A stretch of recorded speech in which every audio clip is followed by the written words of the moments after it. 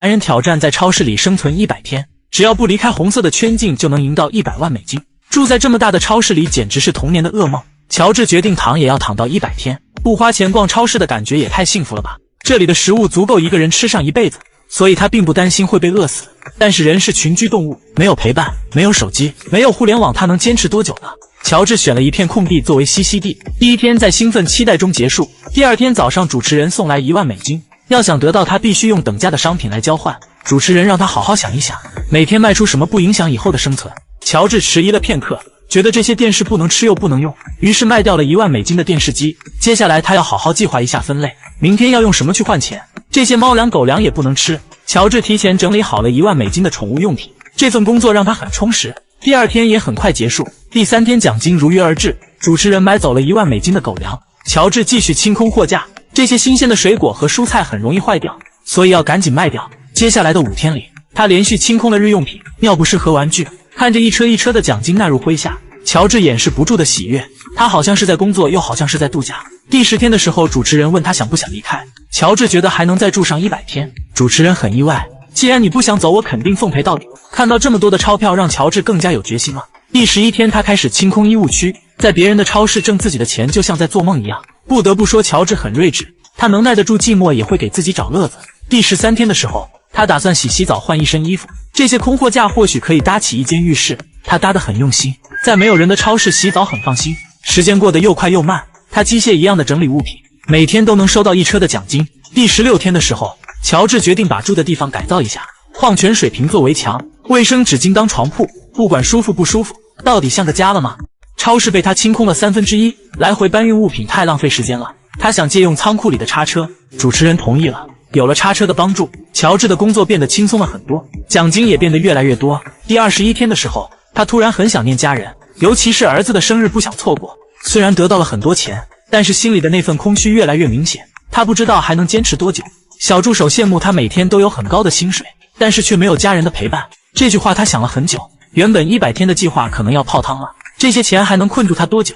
第28天的时候，他卖掉了所有的矿泉水，这些清空的货架也可以用来做墙壁。主持人好像看出了乔治的心事，在第30天的时候，允许乔治的家人探监。久违的重逢潸然泪下，他终于见到了自己的家人。这一刻，乔治是幸福的。如果鱼和熊掌共同兼得该有多好啊！但是成年人的世界只有固头不固定，家庭和工作永远不能两全。短暂的相处之后，乔治又回到了一个人。他希望多坚持1天就能拿到更多的奖金。第31天的时候，超市突然停电了，一片黑暗，感觉很不好。而主持人却告诉他，接下来的超市不会再通电。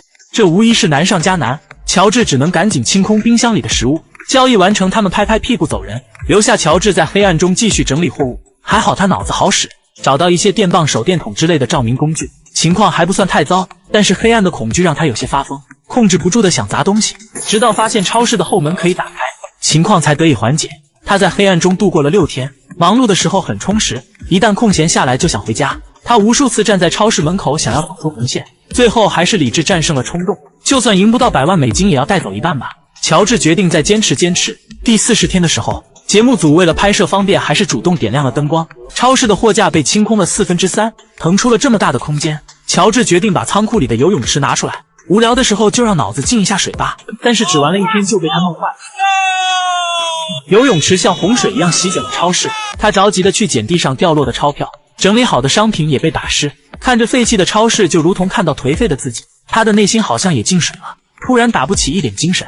第43天的时候，主持人问他还能坚持吗？乔治嘴上说着可以，但是精神状态明显有些恍惚。主持人预料他撑不过3天。第44天，乔治整天都在等着有人来送奖金，最后却等来了遥控购物车。难道节目组的人也不想进超市吗？乔治感觉被抛弃了一样，拥有44万美金，心里还是这么空虚。他想不通要这些钱有什么用。在第45天的时候，乔治不想穿鞋也不想穿衣服，他就那样呆呆地坐着。主持人问他还能坚持吗？他心里不想，但是却说不出来。直到看到妻子以后，所有的委屈涌上心头，他再也坚持不住了，只想赶快回家。主持人也尊重他的决定，一个人住在超市里45天太不容易了，没憋成傻子已是奇迹。乔治最后赢到了45万美金，这笔钱足可以改变他的人生。那么问题来了，如果是你，能坚持多久呢？这是国外最疯狂的终极障碍赛，导演直接把场地搬到了60米的高空，谁能闯过6个危险的关卡就能赢到80万美金。在没有任何保护的情况下，一不小心就会掉下60米的悬崖。他这一跳不成功便承认。挑战者乔治四肢发达，热爱健身，虽然他也很害怕，但是富贵险中求，很值得赌一赌。第一关穿越空中大摆锤，他已经踏出了第一步，但是整个赛道都在摇晃。乔治集中注意力继续往前跳，2个阶梯的距离不算太远，他一边躲避大摆锤，一边保持平衡。小助手预料他第一关都过不去，显然他们低估了一个成年人的压力，只剩下最后一个阶梯了。这里不仅有2个大摆锤，而且距离也是最远的。乔治的大脑在飞快运转，或许飞起来才能跳过去。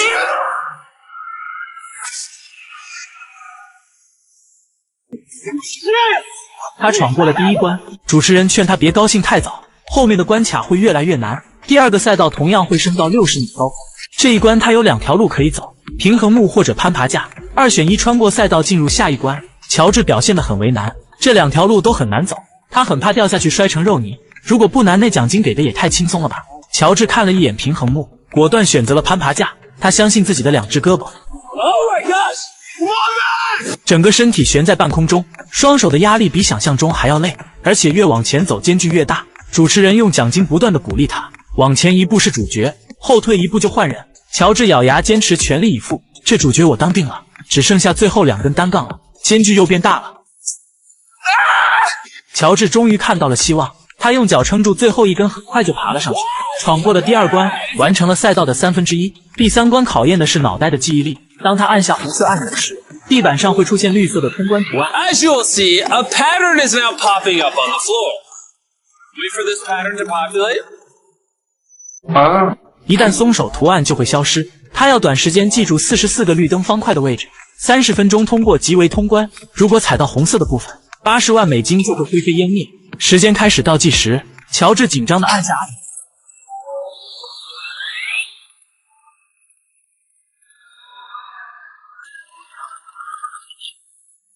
脑袋本来就不灵活，还要记住这么复杂的图案，他感觉压力好大。第一次尝试只记住了6个绿灯的位置，赶紧返回来继续按按钮。已经过去了5分钟，他开始第2次尝试，这次走了11个方格又忘了，只能返回来继续按按钮。每一次尝试，每一次返回都在浪费时间。虽然记忆力不太好，但他不能放弃。很快只剩下9分钟了，乔治也走过了一半的路程，他不想退回去了，盲猜了2个绿色方块。主持人告诉他不想让自己后悔，还有机会返回去。他决定再回去看一次，看最后一次。这一次真的没时间了，他必须记住全部的绿灯。最后3分钟再次出发。前半部分他走了好几遍了，印象深刻，但是越接近对面越是犹豫了。只剩下最后2排了，时间还剩下20秒，他紧紧握着盾牌，凭着记忆往前一步。主持人提醒他没时间了，赶紧跳过去。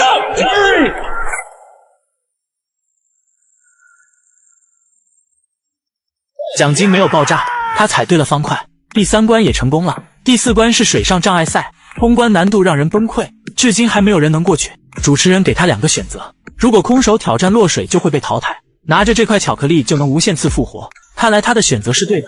第一步独木桥就落水了好多次，但是经验积累很快掌握了技巧，他终于通过了独木桥。下一个旋转臂好像不难，只要不踩空就能穿过去。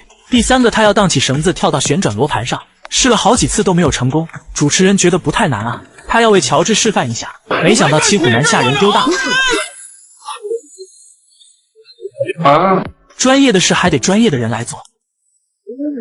乔治一鼓作气穿过了第3关和第4关，第5关的跳跳球才是最大的难题，弹性很大，很容易把人弹飞。主持人提醒他不想被淘汰就抱紧巧克力。乔治很听话，不管落水的姿势如何难受，他都死死抓着不撒手。在尝试了几十遍之后依旧没有跳过去，难道这一关过不去了？眼看天已经黑了，但乔治还没有放弃。3个小时后，他终于跳上了第3个球，被弹得体无完肤，逐渐掌握了力度，距离终点越来越近了。乔治紧紧抓着巧克力，他闯过了第4关，结束了噩梦一样的水上乐园。第5关是旋转独木桥，还要带着奖金一起通过。更糟糕的是，这次的赛道依然会升高至60米的空中，忽高忽低的体验让乔治感觉很不好，而且平衡感一直是他的弱点。他很怕再次与奖金失之交臂。主持人提醒他，如果害怕可以随时离开。乔治提起2大袋奖金，这沉甸甸的手感谁会拒绝？然后迅速穿过了一节独木桥，急速的步伐，整个赛道都在摇晃。还好独木桥不算太长，他只要集中注意力就能很快穿过一根。他带着20万美金来到了终点。主持人提醒他可以带着奖金直接去下一关，当然也可以返回来继续拿剩下的钱。乔治认为既然要赢就要全部的奖金，于是快速返回去继续挑战。这一次他变聪明了，在穿过2节独木桥后，他把奖金扔给小助手帮忙放好，就可以节省时间和路程。他再返回去拿剩下的钱袋子，在这么高的空中把钱扔来扔去，万一砸到其他人就不好了。乔治克服心理恐惧，一次又一次的穿过独木桥，终于搬完了所有的奖金。第5关也挑战成功了，只剩下最后一个关卡了，这也是最难过的一关。他们再次升到60米的高空，穿过这条终极障碍赛道就能拿到奖金。主持人告诉他还有另一条捷径可以走，只要把伞形的糖饼抠下来也能拿到80万美金。困难和捷径该如何选择？乔治扔掉了通往捷径的糖饼，成功的路上怎么会有捷径？可能永远也抠不下来伞形的糖饼。他依稀记得上次的糖饼让他失去了100万奖金，所以这次他选择迎难而上，抓住上方的吊杠，他踏出了第一步，然后攀爬着绳子前往下一关。乔治听到家人和朋友的呼喊声，意志坚定，这一次他要为家人和朋友而战。第2关是死亡之墙，每块木板的面积非常窄，他要用手指紧紧抠着不能撒手，而脚尖也只踩到了一点点，整个身体贴在墙面上有多危险，就连主持人都吓出了一身冷汗。乔治有战略性的移动，尽量不让四肢悬空，终于到达了对面。接下来要借助铁环的滑动进入第3关，这里不仅有大摆锤，还有独木桥，可谓是难上加难。独木桥是爬过去的吗？这样的环境下只能用爬才能通过了。乔治又通过1关，而最后1关节目组又加料了，知道他对糖饼非常敏感，所以每前进一步就要折磨他一次，只要跳过所有的糖饼就能来到终点。乔治整理好情绪，开始挑战。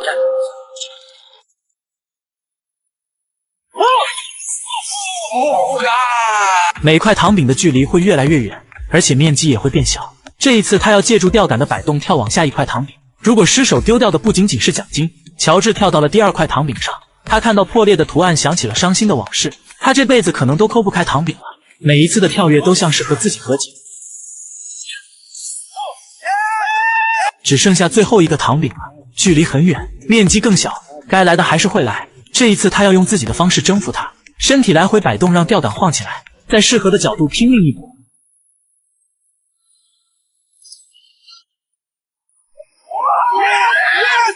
惊险的尝试他赌赢了，赢到了80万美金，这笔钱足以改变他的生活。那么问题来了，如果是你，能闯过第几关呢？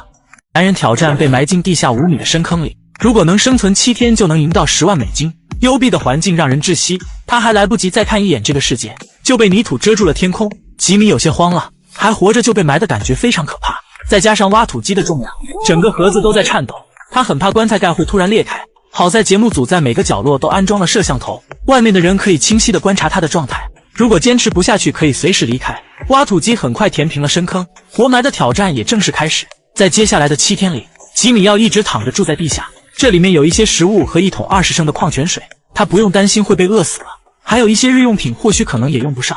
幽闭的环境还没有适应，吉米很担心会窒息而亡，他希望对讲机的另一头有人一直陪着他，显然小助手们并不愿意，这注定是一个人的战场。吉米决定睡一觉，让时间过得快一点，希望明天还能睁着眼醒来。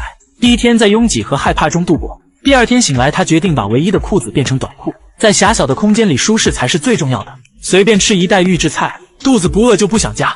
而外面的小助手们正在他的坟头吃烧烤，吉米却不敢多吃，如果哪怕微拉一点点也会让挑战更加困难。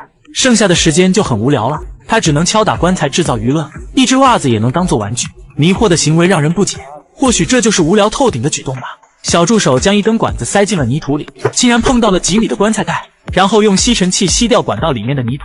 他要用微型摄像头看一眼地下的吉米，他们玩得很开心，完全不顾及吉米的情绪波动，被人撩一下就跑的感觉很失望。这时突然出现一只苍蝇，让吉米更加心烦，真是哪都少不了你。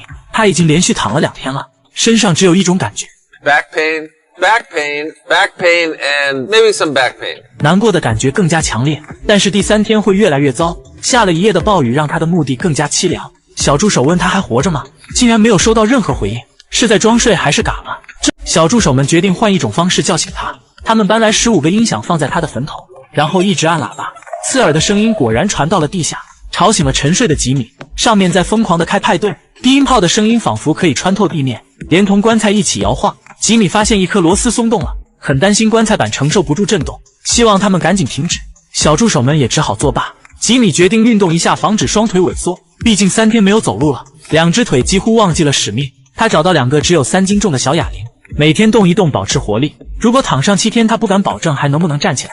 糟糕的一天即将结束，他又要开始睡觉了。外面的小助手好像一会也没有消停，他们连夜在旁边挖出一条地道，在第4天早上准时敲响了吉米的大门。这是什么骚操作？虽然不理解，但是看到久违的人类还是很欣慰。仅仅对视了一眼就很想哭。等他们走后，吉米又开始了漫长的孤独。他明明很累，但是到了晚上却睡不着，这种感觉非常折磨人。他不知道为什么总想哭。这一天他过得很郁郁，很庆幸第5天他还活着，但是却打不起一点精神，不想说话，也不想吃饭，甚至连节目组的日常问候也不想回应。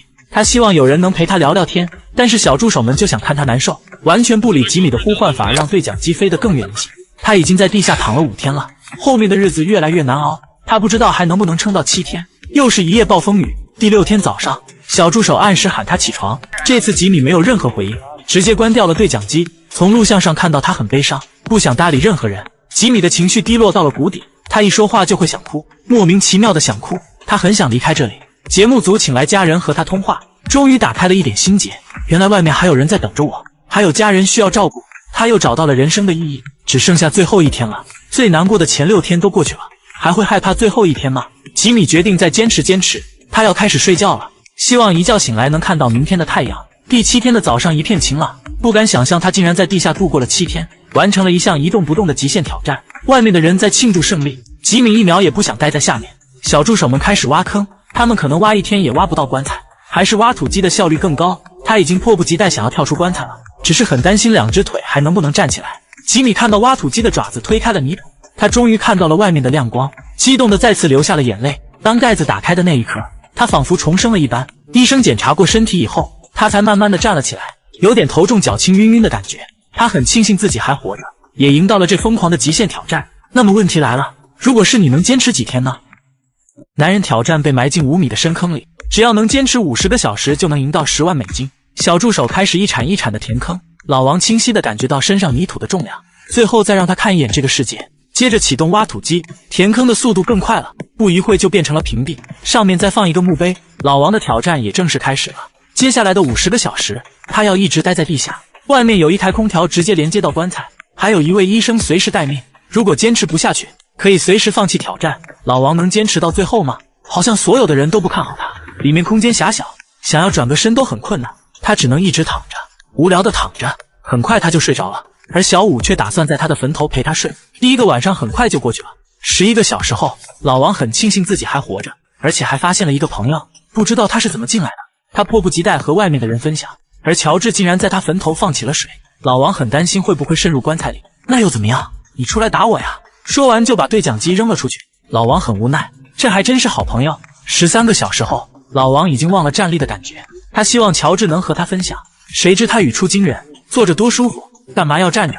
然后放出吵闹的音乐和老王分享，刺耳的声音让他很难受。于是老王抠掉了对讲机的电池，这下安静多了。上面的2人还在自娱自乐，完全没意识到是在自言自语。18个小时后，老王躺的后背很疼，很想站起来走走，但这是在5米的地下，他能做的也只是转个身换个方向继续躺着。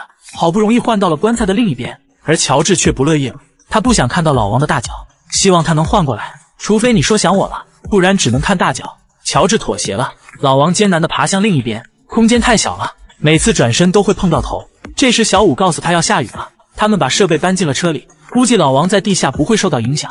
小李却不小心关掉了灯光，棺材里一片漆黑。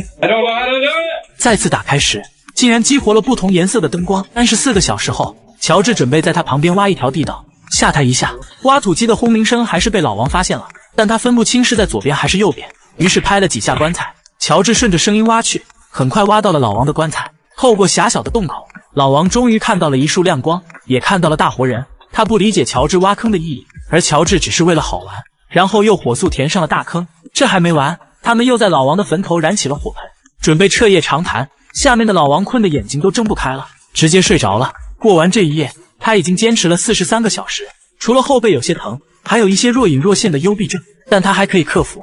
这是一项挑战，更是一项记录，他不想让自己后悔。但是在下面待50个小时，就好像1个星期。老王已经习惯了这种被重重包围的感觉。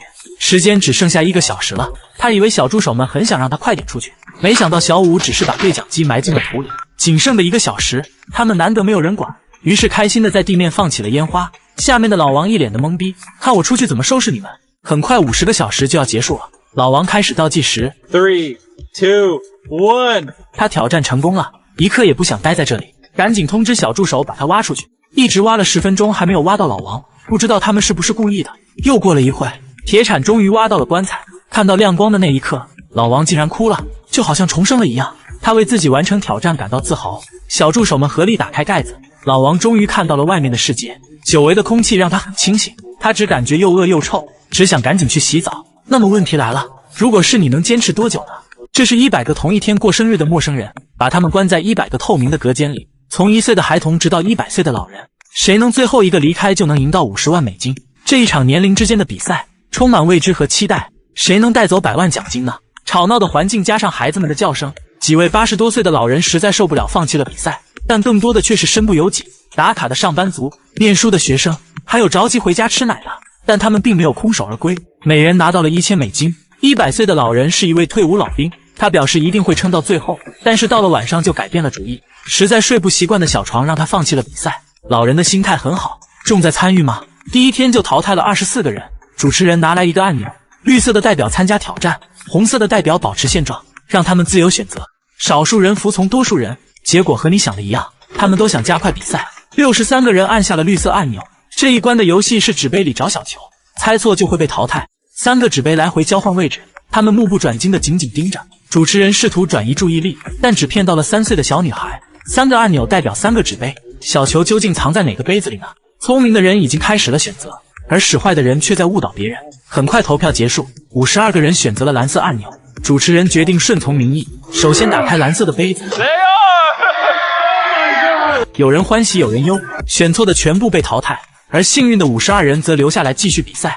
第3天没有节目，非常无趣。有的人坐在地上大眼瞪小眼，有的人躺在床上睡觉，受不了寂寞的可以随时拿着钱离开。第4天主持人再次出现，这次依然让他们自由选择，是冒险挑战还是安于现状。结果大部分人选择了冒险，只有淘汰更多的人才能离奖金更进一步。每人1张纸和1支笔，随意写下任何年龄段，票数最多的被淘汰。他们仔细筛选了有竞争力的年龄，然后写在白纸上。74岁的大妈无辜躺枪离开了现场，而这一关淘汰的可不止一个人。他们首先想到了那个10岁的女孩，她的叫声让人彻夜难眠，几乎全票通过。女孩失望地离开房间，而她临走的愿望竟然是让14岁的表姐陪她一起，姐妹情深一定成全，这还真是好妹妹啊。随后73岁、71岁、79岁，他们的目标全是老年人，可能尊老爱幼是一种体贴。这一关结束，比赛还剩下25人，竞争少了3/4，而后面的比赛会更加残酷。第5天早上，20个人选择继续挑战。这一关的游戏是积木叠叠乐，根据指示抽出任何一根积木，谁先倒塌就会被淘汰。第一根很安全，没有人失败，继续抽取第2根。39岁的大姐弄倒了积木塔，不甘地离开了赛场。随着积木越抽越多，淘汰的人数也在增加。但是这样的比赛对于老年人来说确实有些难度，他们很难估量哪根是安全的。这一关又淘汰了15个人，剩下的10个幸运儿离100万奖金又近了一步。节目组拆掉空余的90个隔间，偌大的场地变得异常安静，他们的压力很大。明天的比赛不知道谁会离开。到了第6天早上，他们依然选择继续挑战，早一点结束或许是种解脱。这一关是小时候玩的弹珠，每人有10颗，2人为一组，不管用什么方式，只有拿到20颗弹珠才能进入下一关。有人选择掷硬币，一次输个精光，还有人石头剪刀布，一个一个的做赌注。但是比赛很残酷，不管用什么方式，总要有人离开。淘汰的5人也拿到了1万美金，而留下的5个人只高兴了1个晚上。第7天的挑战如约而至，这一次要淘汰掉3个人，决定权就在输掉比赛的95人手里。投票最多的被淘汰，不知道他们是盲选还是看谁不顺眼。5个人瞬间没了底气。最后结果统计，23岁、43岁、54岁票数最高，坚持了7天还是失败了，但他们也拿到了2万美金的补偿。40岁的大哥和52岁的大妈留到了最后。明天的挑战扑朔迷离，兴奋的同时又很紧张。主持人请来他们的家人前来探望，有了家人的鼓励，所有的努力都是值得的，他们的信心被再次点燃。而第8天的挑战全靠天意，2个手提箱里一个是空的，另一个里面放着50万美金。主持人提出2个选择，一方可以偷偷瞄一眼箱子，另一方则可以获得优先选择权。40岁的大哥选择了前者，他面无表情打开了箱子，一脸淡定，让大妈看不出破绽。这要怎么选？大妈只好提出几个问题试试水。Joe, do you have 500,000 in your briefcase? Yes. Saw a check in there? Yes. 大哥没有犹豫，回答得很爽快，脸上没有任何波澜。大妈却认为他在撒谎，于是选择了面前的手提箱。主持人再次确认了一次，大哥颤抖地打开手提箱。Oh my god! I knew it! 里面真的放着奖金，他的诚实让他没有失去，终于拿到了50万美金，一切努力没有白费，这笔钱足以改变家人的生活。那么问题来了，偷偷瞄一眼和优先选择权你会怎么选呢？两个陌生人被关在特殊的密室里，同吃同住100天就能拿到50万美金。如果有一人提前退出，挑战就会结束，而且拿不到1分钱。白色的房间，刺眼的灯光，每个角落都藏着摄像头。在不分日夜、没有时间概念的密闭空间里，他们能坚持多久呢？冬梅和小明初次见面还没来得及认识，就被主持人锁在了密室里。没有关系，他们有100天的时间可以自我介绍。房间里的物资有多有少，唯一的食物只有鸡肉罐头。这要是吃上100天，会不会变成惨叫鸡呢？还好有2张床可以睡觉。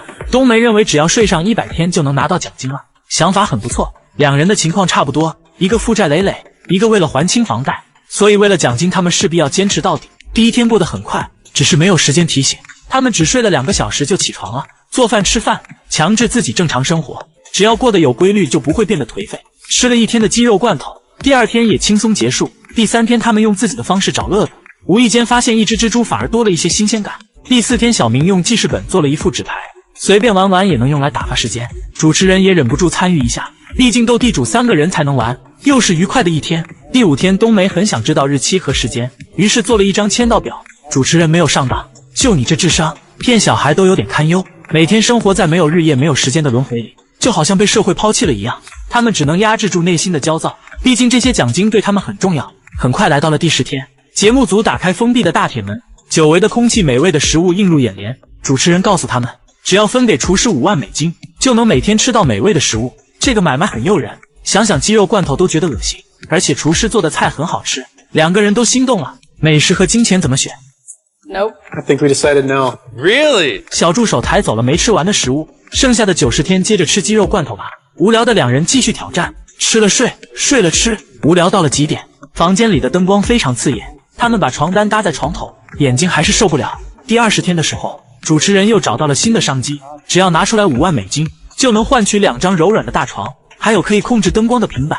冬梅和小明躺在舒适的大床上，想想那小小的硬板床，他们再一次心动了。最重要的是眼睛可以得到休息。主持人开始倒计时，小明纠结做不出选择，把决定权交给了冬梅，要还是不要？他的脑袋变成了麻花。 No. Really? 最后还是理智战胜了冲动，虽然很遗憾，但是他们保留了奖金，还是洗洗睡吧，可能梦里啥都有。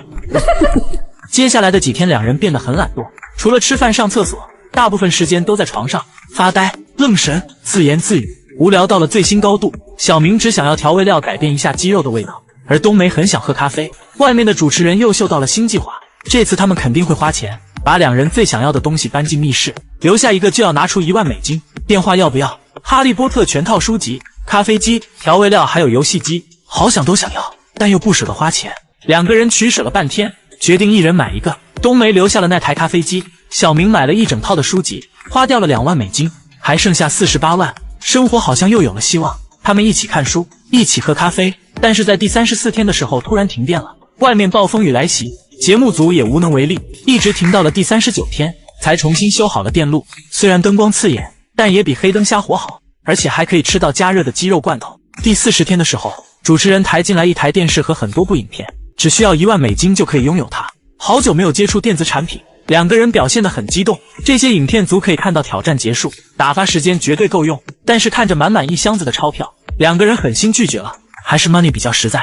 节目组拿走了所有的影片，却把电视机留在了密室里。本以为没什么用，但是聪明的小明竟然做出了一根天线，电视机出现了画面。虽然只有一个频道，但总算可以看到外面的世界了。接下来的10天里，他们整日与电视为伴。很快就到了第50天，主持人告诉他们，只要拿出来2万美金，就可以见家人一面。他们都想家了，2万美金固然很多，但是家人的支持也很重要。这一次两个人达成了一致，他们迫不及待地和家人拥抱，哭得梨花带雨。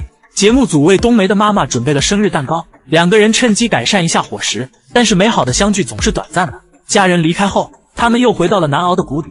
实在太无聊，就把箱子里的钱拿出来摆弄一下，这也是一种心理安慰。第60天的时候，主持人推进来一个大盲盒，只需要5万美金就可以拥有它。2个人猜不出里面是什么东西，可能不值这么多钱，于是他们拒绝了主持人。当盲盒打开时，突然就傻眼了，里面不仅有5万美金，还有2辆特斯拉的钥匙。天哪！冬梅后悔的突然想哭。如果上天再给我一次选择的机会，我肯定会选大盲盒。但是没有如果，在接下来的9天里，冬梅除了无聊就是后悔。她始终走不出来，突然很怀念在58同城上新找的工作。很快又到了第70天，这一次主持人决定给他们一个惊喜，之前拒绝的所有东西再一次搬进了房间，由他们自己定价，只要高过节目组的出价就能全部拥有。2个人认真的商讨，如果出价太高肯定不舍得，出价太少又担心低于节目组。时间只剩下30天了，他们很想多留下一些钱，最后以10万0100美金达成共识，能不能超过节目组呢？超出了3万美金，好像不重要了。他们得到了想要的一切。冬梅迫不及待地打开大盲盒，里面只有2个玩具特斯拉，终究是错过了。馅饼怎么可能会掉2次？但是其他物品也能让他高兴很久。接下来的几天里，他们吃好喝好玩好，比之前过得开心多了。主持人已经10天没有来了，估计他已经预判了2人的预判，在舒适的环境下放松警惕，然后再给他重一棒。又过了10天，还是没有任何信息提示，难道把我们忘了？大概也许可能吧。第99天的时候，主持人终于出现了，回忆刚开始的镜头，仿佛过去了很久。而节目组也准备了更大的惊喜，相处100天的室友能不能经得住考验呢？这是一台试探人性的机器，绿色按钮代表同意评分奖金，红色按钮则会占有对方的奖金。如果2人同时按下红色按钮，就会鸡飞蛋打1分没有。2个人都戴着降噪耳机，所以听不到对方的想法，评分还是自己要。100天的陪伴是朋友还是敌人？主持人开始倒计时，他们好像心有灵犀，同时选择了绿色按钮，平分了剩余的36万，友情战胜了贪婪，所有人都露出了满意的笑容。那么问题来了，节目组卖的这些东西，你会选择什么来陪你度过这100天呢？